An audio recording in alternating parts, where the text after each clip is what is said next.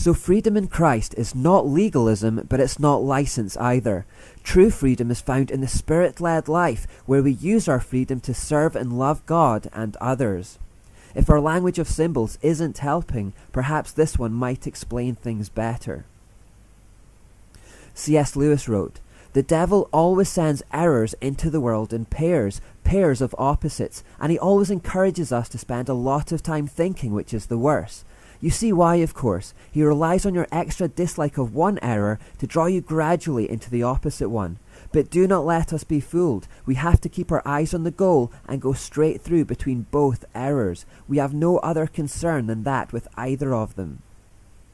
Legalism and license are an erroneous pair of opposites, and the truth of what C.S. Lewis is saying has been evident throughout our study.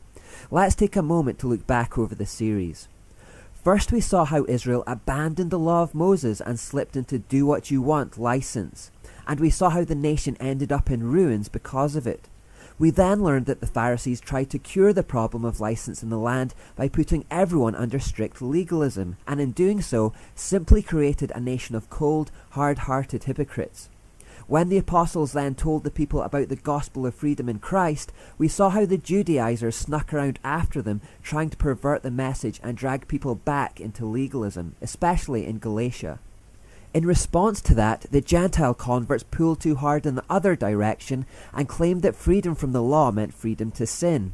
We also explored how, in more recent times, young Christians who grow up under suffocating churchy legalism tend to make a run for worldly license as soon as they can, getting involved in wild parties, sexual immorality, and sinful living. We've also examined how many churchgoers claim freedom from legalism means freedom to do whatever we want because it's all going to go on Jesus' limitless credit card and it's once saved, always saved. We've seen how this has created a licentious church from around the mid-20th century right through until today. In reaction to this, I've seen many cults and quasi-Christian groups recently trying to resurrect the law of Moses, groups like the Hebrew Roots movement or the Sacred Name movement, for example. These are movements effectively trying to re-Judaize the Christian faith. I believe they're doing it partly in reaction to the licentiousness of Christians who behave no differently to the world around them. Like the Pharisees, they think the answer to license must be to make stricter rules, to go back under the law. Now, through all these examples, we've seen how true freedom can so often elude us, and how we can instead ping-pong back and forth between the two opposing errors. In our bid to escape legalism, we often end up sliding into license, and in our bid to put an end to license, we often end up enslaved by legalism. In the meantime, people from both sides of the divide spend hours arguing with one another about who is right and entrenching themselves deeper into their own pit. To be honest, Satan doesn't mind which of the two pits you fall into because both are a type of bondage. Neither will cause you to live the kind of spirit-filled life that really threatens his kingdom. And indeed, he pretty much has the whole world in bondage to one of these two pits. The godless people of the world, the atheists and the New Agers, without a reference point for their moral compass, tend to be enslaved by license. They're out ruining their bodies, souls and spirits with alcohol, drugs, promiscuous sex, occultism, violence and whatever else their heart desires under a do-what-you-want banner.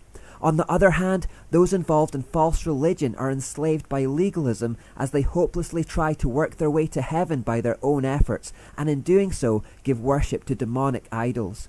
The only true freedom is the spirit-filled life in Christ. So we've probably grasped it by now, but here's a final rundown of the differences between legalism, liberty, and license. In giving, legalism says you must tithe a set percentage of your income to be right with God. True freedom says you don't have to give, but love of God and others will compel you to selflessly give authentically, spontaneously, and extravagantly. License says that since you don't have to tithe, be selfish and don't give anything at all. In fasting, legalism says you must fast at set times to be right with God.